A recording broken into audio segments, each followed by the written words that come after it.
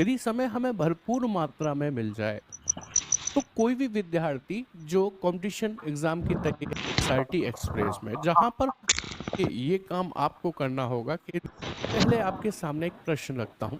देखो समझो पहले मैं किस प्रश्न की बात कर रहा हूं। तो आप देखो एक कक्षा में नारायण का स्थान बाएं से 14वां है, दिवाकर का दाएं से 12वां है। नारायण दिवाकर के बाएं कहीं पर स्थित है। फिर कहता है अगर दोनों अपना स्थान आपस में बदल लें तो नारायण कक्षा में कुल कितने छात्र हैं।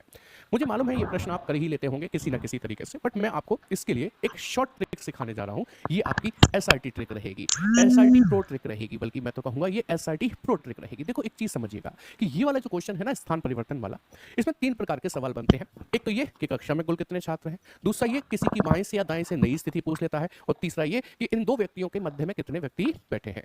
ट्रिक 1, सॉल्यूशन की 2 लाइन और 3 सवाल के आंसर आ जाएंगे केवल 5 सेकंड में। बट कैसे, आइए समझते हैं। ऐसे क्वेश्चंस के लिए आपको क्या करना है। उसने कहा एक कक्षा में नारायण का स्थान बाएं सिरे से 14वां है, तो आपको बायां दायां नहीं लिखना, केवल 14वां लिखना है। फिर कहता है दिवाकर का दाएं से 12वां स्थान है, तो आपको दिवाकर लिखना है, बायां दायां नहीं लिखना है, केवल 12 लिखना है। फिर कहता है जब ये दोनों आपस में अपना स्थान बदल लेते हैं तो नारायण का स्थान बाएं से 20वां हो जाता है, तो जो नारायण 14 था वो 20वें स्थान पर आ जाता है। ऐसा सवाल कह रहा है, मैं नहीं कह रहा हूं। मैं तो सिर्फ इतनी सी बात आपसे पूछना चाहता हूं कि जो नारायण 14 था वो 20 हुआ, तो 14 में कितना जोड़ा होगा कि वो 20 हो गया कि सर 6, 14 और 6 20। तो आप मेरे कहने से दिवाकर की रैंक में भी 6 ही जोड़ दीजिए, तो 12 में 6 जुड़ेगा तो कितना हो गया 18। तो आपसे पूछा है पंक्ति में कुल कितने या कक्षा में कुल कितने छात्र हैं, ये जानने के लिए डायगोनली यानी कि विकर्णवत रूप से आप इन दो वैल्यू को जोड़ देंगे। जब ये दोनों वैल्यू जुड़ेंगी तो ये 32 बन जाएंगी, और आप इसमें से एक और घटा दीजिए, 31 बचेगा। यही आपका आंसर है कि इस कक्षा में कुल छात्रों की संख्या कितनी होगी, 31 होगी। मुझे मालूम है आपके मन में एक सवाल आता है कि सर आपने विकर्णवत यदि इनको जोड़ा तो ऐसे ही क्यों जोड़ा, हमने इनको इस तरीके से क्यों नहीं जोड़ दिया था, क्या हम ऐसे जोड़ेंगे तो भी आंसर सेम आएगा। तो मैं तो कहता हूं करके देख लो। 18 और 14 जब आप जोड़ेंगे तो कितना आएगा कि सर 32 आएगा, 32, बट 1 उसमें से माइनस करना ही है, तो कुल व्यक्तियों की संख्या फिर भी कितनी निकल कर आएगी कि सर 31। तो आप डायगोनली जोड़ेंगे, चाहे ऐसे जोड़िए चाहे ऐसे जोड़िए, किसी भी एक तरीके से जोड़िए आपका आंसर आ ही जाएगा, लेकिन किसी एक तरीके से जोड़िएगा, दो तरीके से नहीं। चलिए एक सवाल और इस पर जो बन सकता है वो क्या है, आइए देखते हैं नए सवाल के साथ। कह रहा है लड़कियों की एक पंक्ति में सीता और गीता, यानी कि आपको दो नाम दिया है, एक सीता का दिया है तो एक गीता का दिया है। कहता है सीता और गीता क्रमशः दाएं सिरे से 8वें, तो सीता हो गई 8 ही लिखना है, दायां बायां नहीं लिखना, और बाएं सिरे से 13वें, तो गीता हो गई 13। जब ये दोनों आपस में अपनी जगह परस्पर बदल लेती हैं तो गीता बाएं से 21वें स्थान पर आ जाती है। कौन, गीता। जो 13 थी वो 21वें स्थान पर आ जाती है। ऐसा मैं नहीं कह रहा, ऐसा ये सवाल कह रहा है।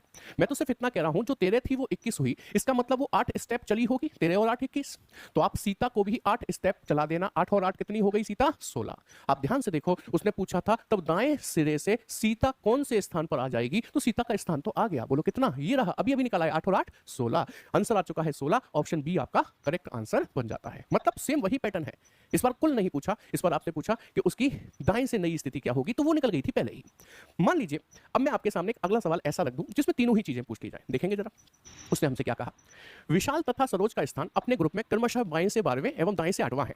कौन कौन है सर, एक विशाल है, एक तो विशाल है, तो दूसरा कौन है सर, दूसरी सरोज है।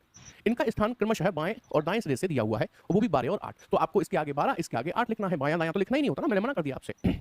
आगे पढ़ें तो उसने कहा अगर वे अपने स्थान आपस में बदल लेते हैं तो सरोज का स्थान दाएं से 17वां हो जाता है। तो सरोज का स्थान जो 8 थी वो 17 हो गई, इसका मतलब कितने स्थान बड़ी होगी सर, 8 में 9 जोड़ेंगे तभी तो 17 होगा, 8 और 9 17।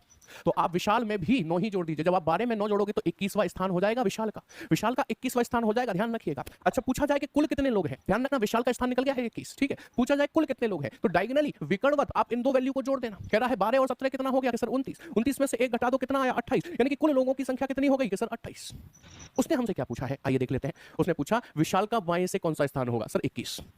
उसने हमसे पूछा मध्य में कितने लोग होंगे, ये तो नहीं पता चला, कोई बात नहीं। और ग्रुप में कितने लोग हैं, यानी कि कुल पूछा है, तो कुल हमारे पास 28 है। विशाल का स्थान मिल गया है 21, कुल मिल गए 28, मध्य में कितने बैठे हैं ये नहीं मिले ना अभी, वो भी मिल जाएंगे। कैसे, ये जो नंबर लिखा है ना 9, बस इसे नीचे लिख लीजिए और इसमें से -1 कर दीजिए, आपके मध्य में बैठे हुए लोगों की संख्या भी आ गई कितनी, 8। जी हाँ, इन दोनों के मध्य में जो व्यक्ति बैठे हैं प्यारे साथी वो कितने होंगे, 8 होंगे। तो इसका मतलब विशाल का बाएं से स्थान कितना हो गया 21, मध्य में बैठे हैं 28 और कुल कितने हैं, सॉरी मध्य में बैठे हैं 8 और कुल कितने हैं 28। 21 8 28 विकल्प में चाहिए। चाहिए, जो कि ऑप्शन सी में दिया है। उम्मीद करते हैं सभी को समझ में आ गई होगी बात। तो चलिए अंतिम प्रश्न की तरफ बढ़ते हैं इस वाली वीडियो के। कह रहा है छात्रों की एक पंक्ति में कमर बाएं से 12वां है, तो हमने कमल को लिख लिया और ये बाएं से 12वां है, सिर्फ 12 ही लिखेंगे। फिर कहता है श्याम दाएं से 18वां है, तो हमने श्याम लिख लिया, दायां बायां नहीं लिखेंगे, केवल 18 लिखेंगे। ये दोनों अपने स्थान बदल लेते हैं, तो कमल बाएं से 25वां हो जाता है। जो कमल 12 था वो 25 हो गया। मैं आपसे पूछता हूं क्या कितने स्टेप चला होगा? कि सर 13 स्टेप चलेगा तभी 25 होगा। तो आप श्याम को भी 13 स्टेप चला देंगे, 13 स्टेप चलते ही ये कितना हो जाएगा? 31। तो श्याम की नई रैंक पूछे तो बोल देना 31वां है श्याम। यदि वो पूछे पंक्ति में कुल कितने लोग हैं, तो डायगोनली इन दो वैल्यू को जोड़ देना। देखो 8 और 5 13 की 3 हासिल लगी है, 3 और 1 4 43 हुआ, -1 करते ही पता चल गया पंक्ति में कुल व्यक्तियों की संख्या कितनी होगी? 42 होगी। पूछे मध्य में कितने लोग बैठे हैं, तो 13 में से 1 घटा देना, बचा 12। तो मध्य में बैठे हुए लोगों की संख्या कितनी होगी? 12 होगी। बट आपसे क्या पूछा है? कुल छात्रों की संख्या। कुल छात्र आए थे आपके 42, ऑप्शन सी आपका करेक्ट आंसर बन जाता है। बट इस इंफॉर्मेशन पर आधारित केवल मैक्सिमम यही 3 प्रश्न बनते हैं। मैंने आपको इसकी एसआरटी प्रो टेक्निक बताई है, जिसमें सिर्फ 2 लाइन होगी और कुछ नहीं। सवाल 3 खत्म हो जाएंगे। कैसी लगी ये ट्रिक? कमेंट सेक्शन में जाकर जरूर बताइएगा। आपके कमेंट्स हमको मोटिवेट करते हैं आगे और बेहतर काम करने के लिए इन्हीं चीज़ों पर। मेरी बात ध्यान रखिएगा। हो सकता है आप में से बहुत सारे लोग एसआरटी ट्रिक्स को पहले से जानते हो, लेकिन आप अपने साथियों तक पहुंचाने का जिम्मेदारी आप ही उठाएंगे।